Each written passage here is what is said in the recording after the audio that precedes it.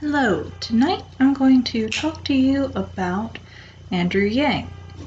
For those of you who have been going through my videos, I have talked about him before. But this is also going to talk about the media, coverage, and the evolution of the YangGang. So, who is Andrew Yang? Andrew Yang is an entrepreneur and philanthropist who is running for Democratic nominee for president later this year. He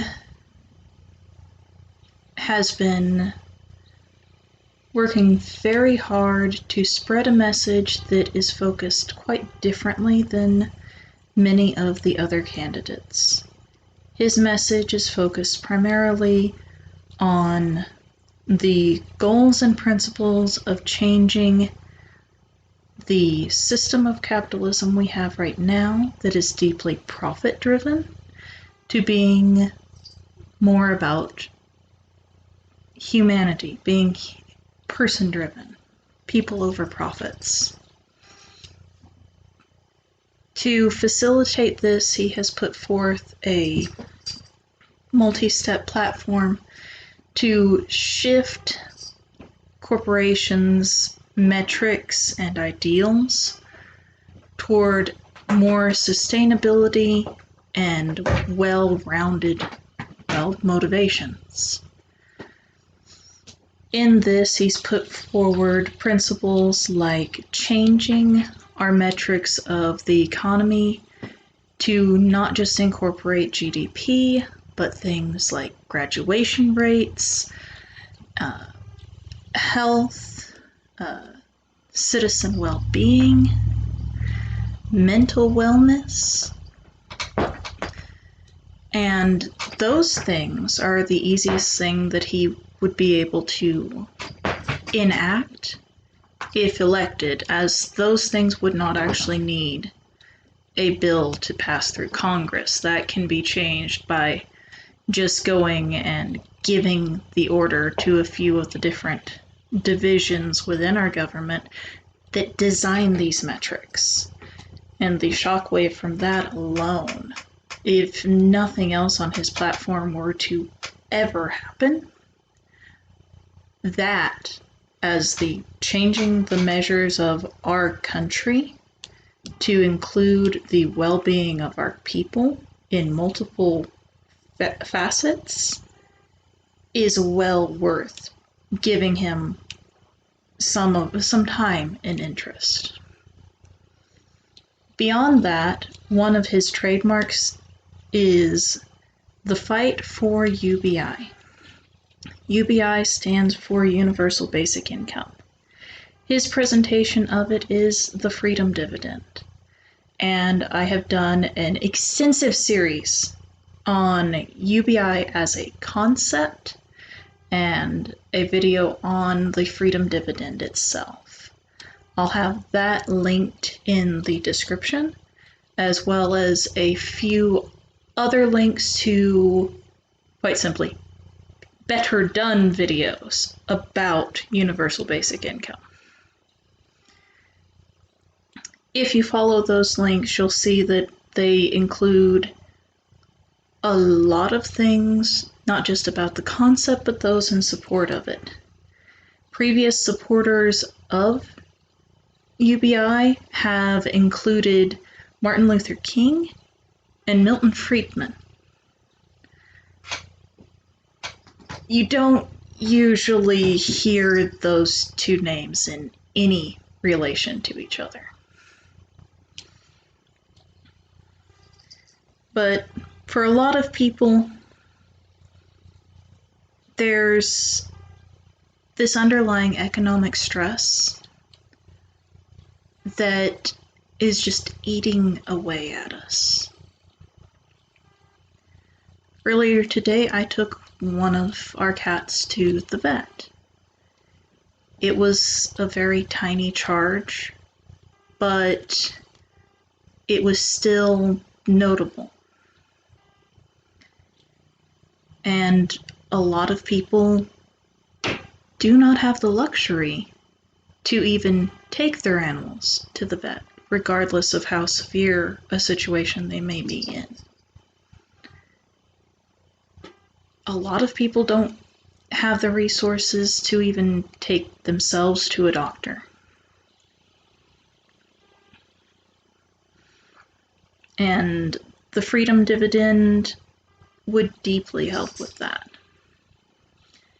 The headline number is $1,000 a month.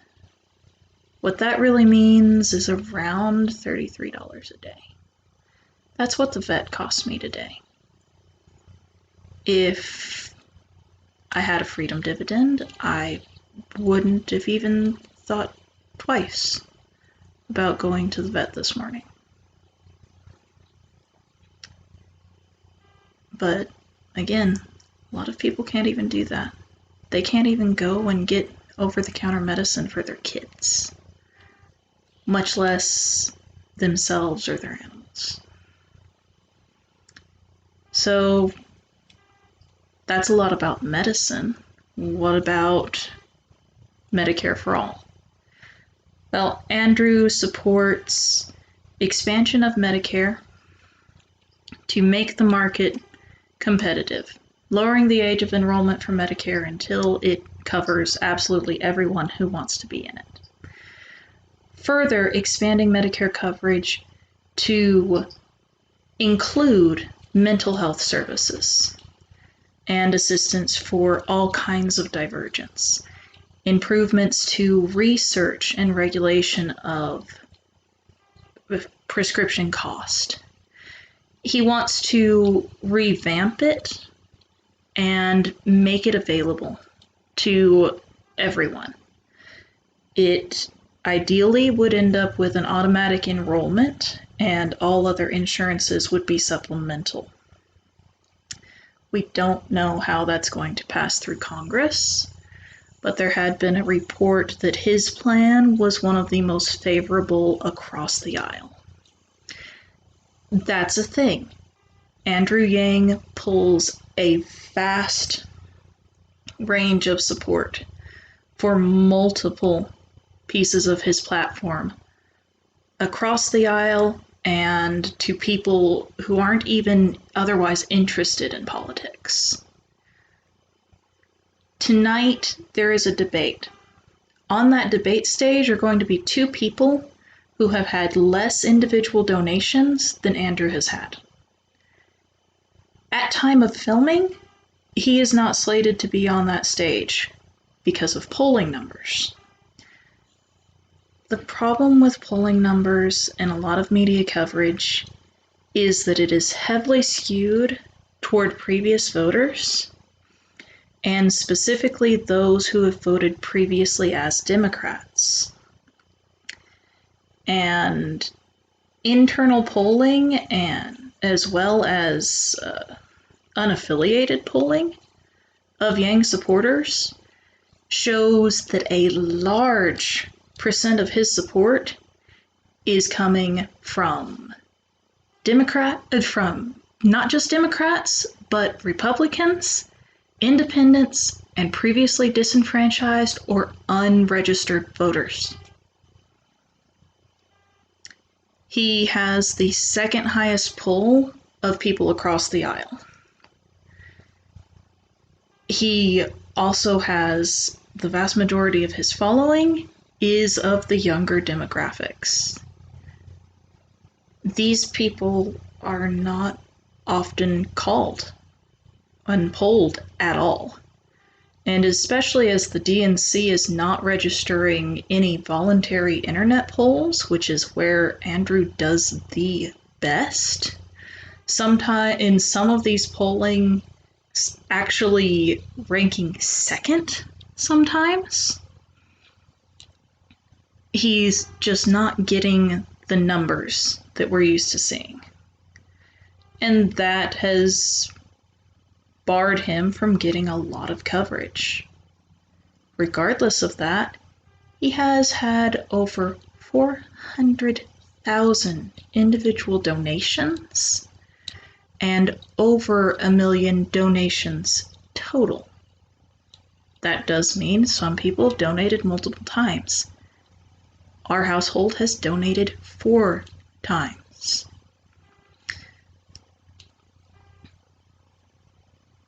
This is so difficult for our current system to deal with. Andrew last quarter pulled $16.5 million in donations, and yet he's not going to be in the debates tonight.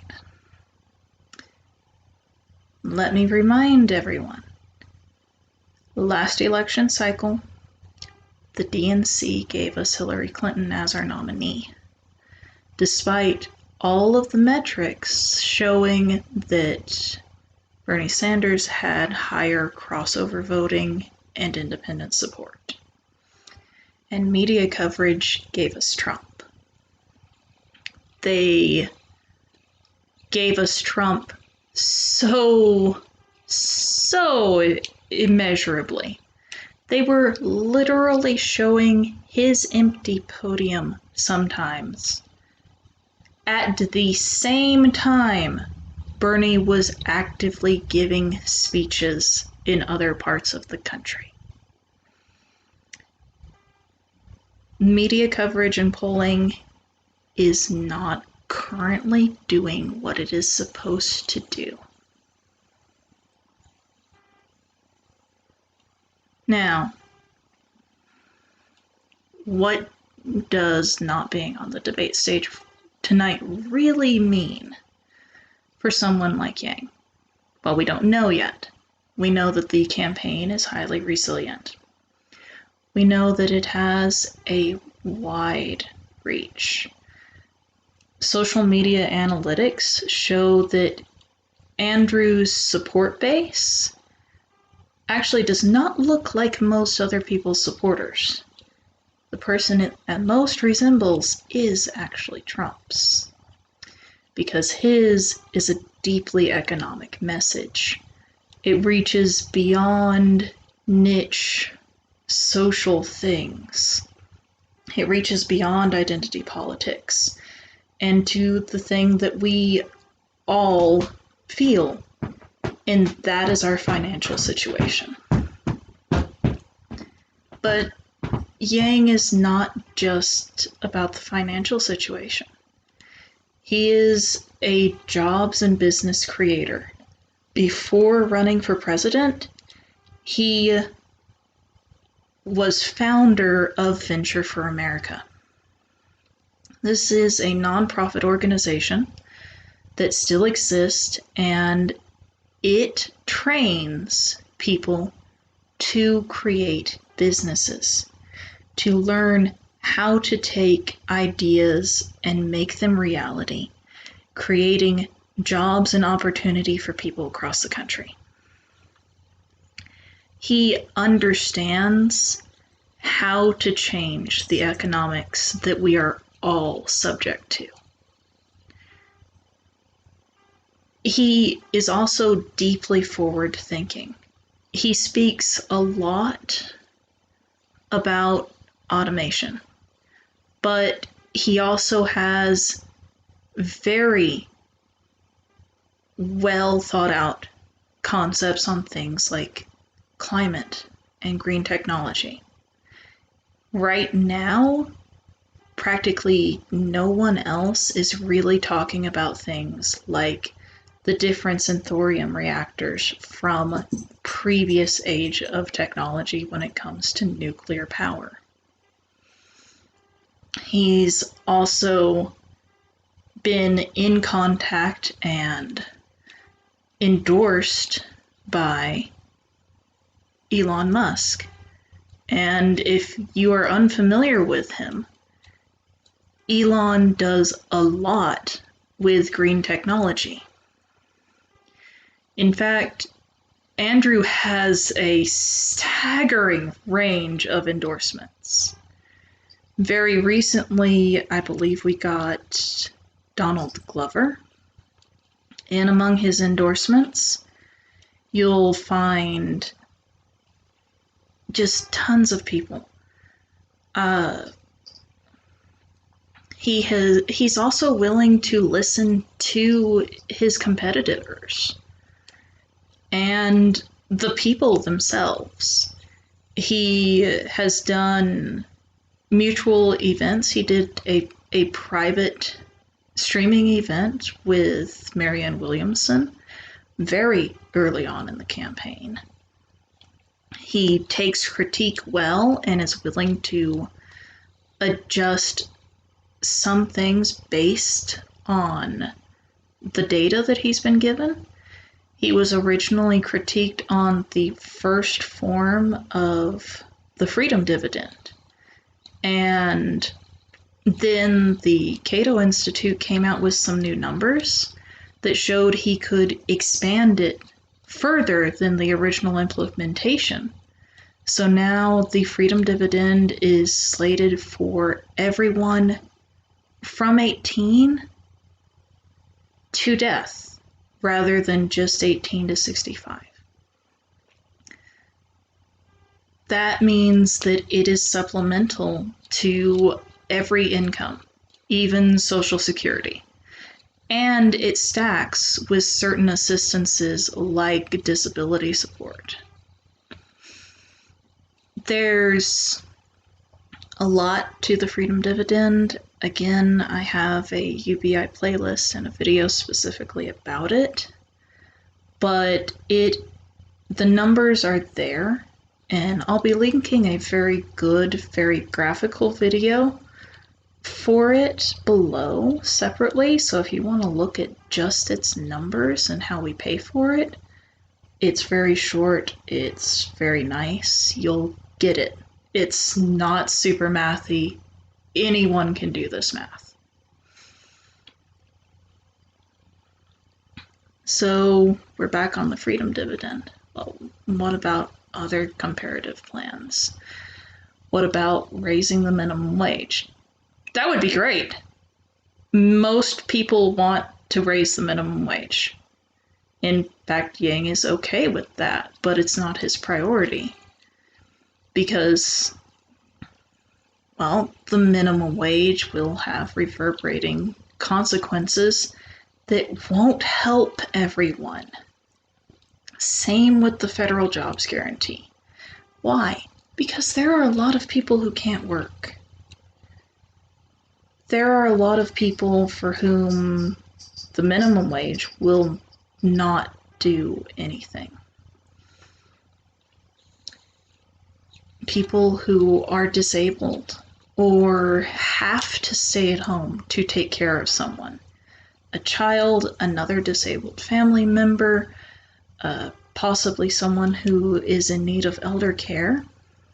Unless the federal jobs guarantee ends up covering that as a job that the government will help pay for, a thing like the freedom dividend will be much more beneficial to those people. In fact, the freedom dividend comes to approximately what the take-home from a current minimum wage job is. At $1,000 a month, the freedom dividend lines up very well with the poverty line. And ideally, the legislation to pass a universal basic income would automatically raise with it, which is an opportunity, as currently minimum wage hasn't raised in a decade, except in a couple of states that have individually changed it. Federally, it's been the same since I left the workforce, because I'm one of those disabled people.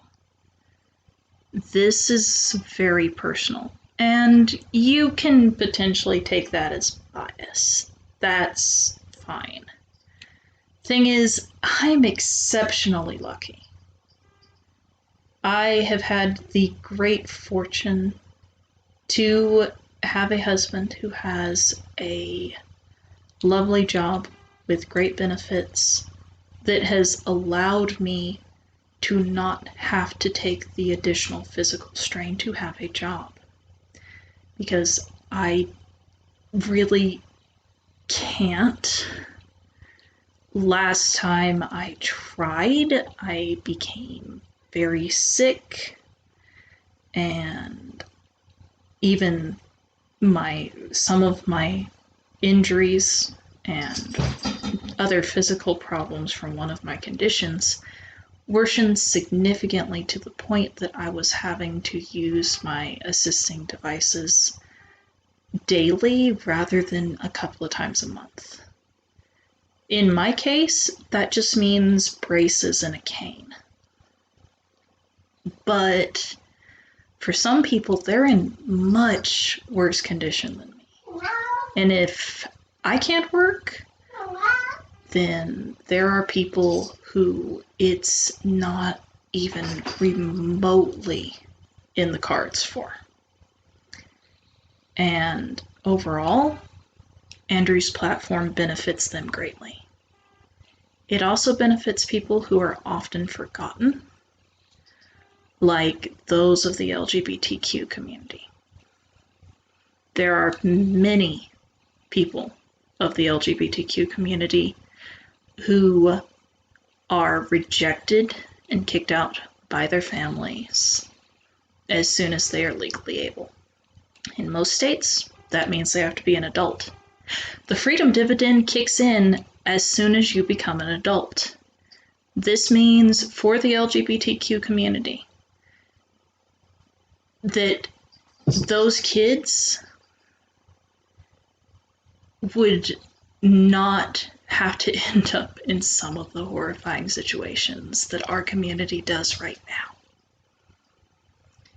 It would also mean much greater security for some of us who are in areas where we are put at risk because of being part of the LGBTQ community. It's, again, hyper personal. I am very much an academic, and even though Yang is not in support of an overall free college system, he is in great support for expanding beyond the recommended college of right now into technical training, apprenticeships, on-site education, and providing assistance for that. And even then, the freedom dividend gives a lot more options than just something like free college. I am not against the proponents of these other suggestions. These other proposals are wonderful, and I am a former Bernie supporter. But I'm YangGang now because not only have I supported universal basic income from before Andrew ever brought it into mainstream, and in part because of him, UBI has had more research and more trials done in the last couple of years than it had had in decades before. It has become something very much more researched. And it's really important. It could well and truly be the way of the future. We're looking at automation taking so many jobs. And we're seeing it right now. I am in the middle of nowhere in the country. We have to go to the next town over just to go to a Walmart. And yet there are self-serve kiosks put in the couple of restaurants that we have here. When last we did go to Walmart, they had a automatic floor sweeper running. And this wasn't even a new machine. This was a revamped one of the older ones. Its checkout section, over half of it is the self-scanning. Most people don't think about that as automation, but it is. It's a very important piece of it because you can now have one person oversee 12 or even 20 checkouts when previously you'd have needed multiple people doing the same thing. And even for those of us with technical training in like programming, that doesn't really mean a secure situation, because there are basic AI programs that can do the initial framing of a lot of code. I have a little bit of coding training in 2 different programming languages, and the second one I was not taught in class. I taught myself some of it, and part of how I was able to do that was because the program that I had acquired for it literally fills in the vast majority of the code for me. You can literally drag and drop stuff into it. It's phenomenal. There's so much that we are seeing change because of inequality, and technology, and climate, and social division, and all of it Yang has ways to help with. He draws so many people from across distinctions. His plans are data-driven, well-researched, and multi-pronged, so that if any individual part of them passes, they help. And should his platform's pieces pass as groups, they will have phenomenal, sweeping, positive effects. His platform is just incredible. Even in individual fragments, it helps. When you get whole batches of it, it would create a sea change in whatever section those individual things are trying to address. And that is part of why I believe in Andrew Yang, because he is not trying to make giant, overwhelming things that need to go all together. He's willing to work with people to make things go into effect and address things on individual levels. That is powerful. That is potent. And the core of his campaign is about putting humanity first. And that is actually why we've seen a huge change in the YangGang as we have progressed. I've been in this for over a year now, and I have seen the YangGang grow massively. We're no longer a little niche group of nerds and techies and internet people. We're starting to see all sorts of people come to us, young mothers with itty-bitty kids who are in desperate need of help finding communities of what we're now connecting to for like-minded reasons. We connect so quickly, so easily. It's a beautiful community. It really is. We are trying to do something different. And that is that we are not thinking about left or right.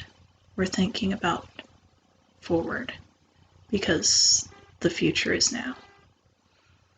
It is time to act, and Andrew Yang has the leadership and the vision to make a difference. So that is why I support him, despite polls, despite coverage. I have never seen another politician with a platform I respected so much, or so much that fits almost perfectly with my own interpretation of what is needed. It is actually a little scary. At first, I was kind of shocked, and you might be too, at just how much sense he makes. So please, if you've dared to watch this much, and you have not looked into Andrew Yang before, there will be links below to his website, his platforms, and we need you, because I believe there is no one else in the field better to address our current and future problems. And I also believe there is no one better placed to beat Trump. So if that's your concern, this is your man. I support Andrew Yang, and I hope that you will too. Have fun, good luck, good night. See you later, YangGang.